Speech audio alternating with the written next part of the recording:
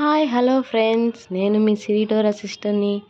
ఈరోజు మన రెసిపీ వచ్చేసి గోధుమ పిండితో మరియు బెల్లంతో స్వీట్ని చిటికలో తయారు చేసేసుకోవచ్చండి.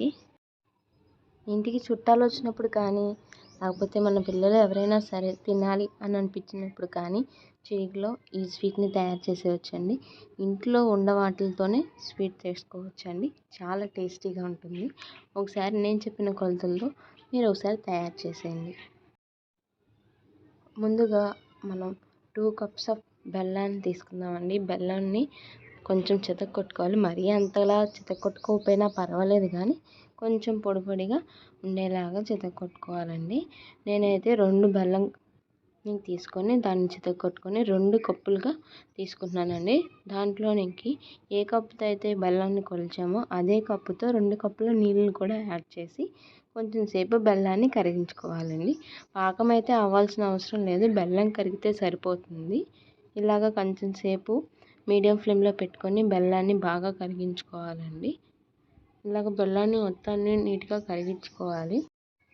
బెల్లం గడ్డగా వేసేస్తే చాలా టైం పడుతుందండి కరగటానికి.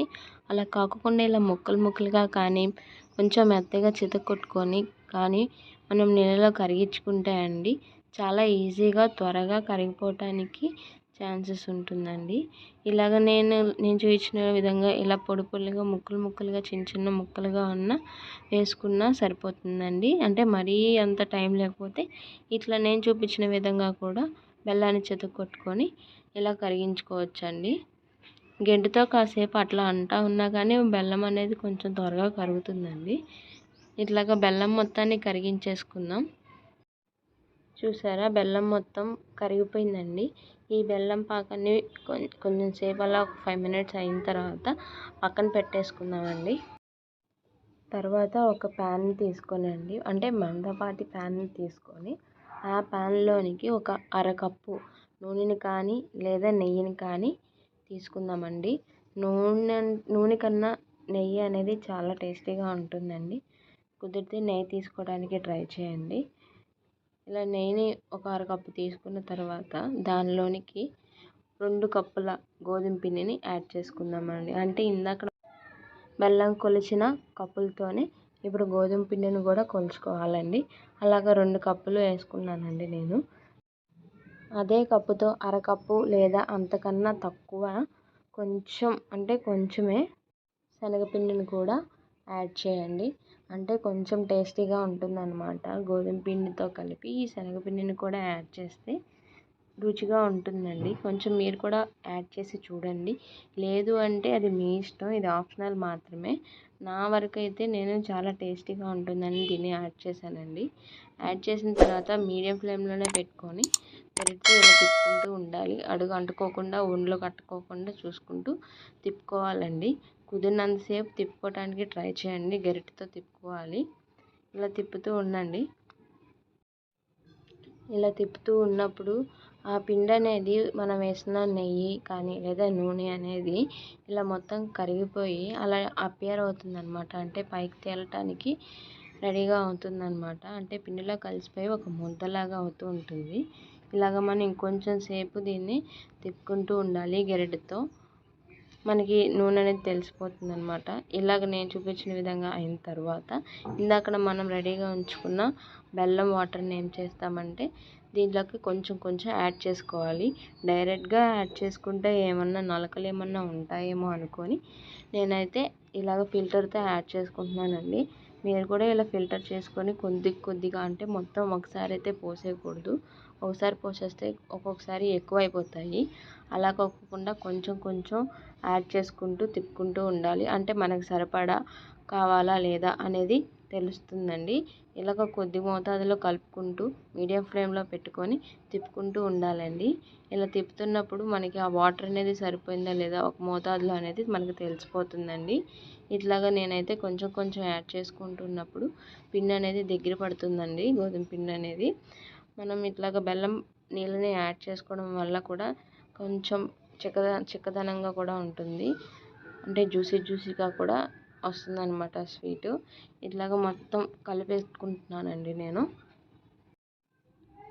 ఇలా కొద్దిగా నేను బెల్లం వాటర్ని యాడ్ చేసుకుంటున్నానండి. ఇట్లాగా మిగిలిపోకుండా అంటే మనం వేసుకున్న బెల్లం వాటర్ అనేది అంటే మనం ఎంతైతే రెడీ చేసుకున్నామో అంటే మనం కరెక్ట్గా ఉండే విధంగానే రెడీ చేసుకున్నాం కాబట్టి మనం తీసుకున్న బెల్లం వాటర్ అంతా మనం ప్రిపరేషన్ చేసుకోవడానికి మొత్తం సరిపోతుందండి. కాకపోతే ఒక్కొక్కసారి కొంతమందికి వాటర్ ఎక్కువ పడిపోవచ్చు. అంటే బెల్లం చేసేటప్పుడు కొంతమందికి పిండి కొలిచేటప్పుడు కూడా డిఫరెన్స్ వస్తూ ఉంటుంది. అలాంటప్పుడు ఈ ట్రిక్ అనేది చాలా యూజ్ అవుతుంది. మొత్తం పోసేయకుండా ఇలా కొద్దిగా పోయడం వల్ల చాలా యూజ్ అవుతుంది అనమాట. ఇట్లాగా మొత్తం నేను తీసుకున్న బెల్లం వాటర్ నాకు సరిపోయిందండి. ఇట్లా మొత్తం యాడ్ చేసిన తర్వాత అంటే ఇలాగ కలుపుకుంటూ ఉన్నప్పుడు మొత్తం దగ్గర పడిపోతుందండి. ఇలా దగ్గర పడిపోయినప్పుడు మనం ప్యాన్కి గరిటెకి సపరేట్ అయిపోతూ ఉంటుంది. సపరేట్ అయిపోయి మొత్తం అంటే మనం గంటికి ఎలా వచ్చేస్తూ ఉంటుందన్నమాట. చూసారా ఎలా వచ్చేస్తుందో? గంటికి కూడా ప్యాన్కి కూడా అంటుకోకుండా సపరేట్ అయిపోతూ ఉంటుంది. ఇలా కొంచెం సేపు మీడియం ఫ్లేమ్లో పెట్టుకొని లేదా ఇంకా తక్కువ పెట్టుకొని మనం వీడిని ఉడకనిచ్చుకుందామండి. కొంచెం సేపటికి నెయ్యి అనేది పైకి తేలుతూ ఉంటుందండి. తర్వాత స్టవ్ ఆఫ్ చేసేసుకుందామండి. తర్వాత ఒక ప్లేట్ని తీసుకొని ఆ ప్లేట్కి నూనె లేకపోతే నెయ్యి మీ ఇష్టం అండి, ఏదో ఒకటి లేదా 2 స్పూన్స్ యాడ్ చేసుకొని దాని మీద పోసుకుందామండి. పోసుకొని చేత్తో ఇలా ప్లేట్ మొత్తానికి అంతేలాగా మొత్తం కలుపుకొని ఇందాక రెడీగా ఉంచుకున్న ఆ ప్రిపరేషన్ని దీని మీద యాడ్ చేసుకుందామండి. మొత్తం ఇలా దీని మీద మొత్తం వేసేసుకొని అంటే కొద్దిగా ఆరిపోతుంది కాబట్టి ఇలాగ వేడిగా కొంచెం లైట్గా అయితే వేడిగా ఉంటుంది, మొత్తం అయితే ఆరిపోదు. దీంట్లో వేసేసుకొని అద్దుకుందామండి. పైన ఇలాగ ముడతలుగా రాకోకుండా ఉండటానికి అడుగున సాఫ్ట్గా ఉండే ఒక గిన్నెని తీసుకొని దానితో అద్దుకుంటూ ఉండాలండి. అప్పుడు లోపల ఉన్న కొంచెం ఖాళీ ప్లేసెస్ కూడా ఉంటాయి కదండి, ఆ ప్లేసెస్ కూడా ఫిల్ అయిపోయి మంచిగా వస్తుందండి. ఇది చాలా ఆరిపోవాలి, కొంచెం సేపు బాగా పక్కన పెట్టేసుకోవాలండి. ఇలా ఆరిపోయిన తర్వాత దీన్ని వేరే ప్లేట్ తీసుకొని దాని మీదకి ఇలా తిప్పుకున్నామండి. తిప్పుకున్న తర్వాత దాని మీద 2 లేదా 3 సార్లు ఇలాగ ట్యాప్ చేసుకుందామండి. ట్యాప్ చేసుకొని మూత తీసి చూడండి, చాలా చక్కగా వచ్చేసిందండి. దీనిని మనం కావాల్సిన విధంగా కావాల్సిన రీతిలో మనం కట్ చేసుకోవచ్చండి. అంటే ఈ స్వీట్నేనండి మనం ఒక చాక్తో కట్ చేస్తే అండి కొంచెం షేప్ అనేది సరిగ్గా రాదండి. అలా కాకోకుండా దారంతో ట్రై చేసి చూడండి, చాలా బాగా వస్తుంది షేపు. ఒకసారి కుదిరితే మీరు కూడా దారంతోనే షేప్స్ చేసుకోవడానికి ట్రై చేయండి. ఇంతేనండి, మనం ఇంట్లో ఉన్న వాటితో చాలా చక్కగా చేసుకునే స్వీట్ అండి.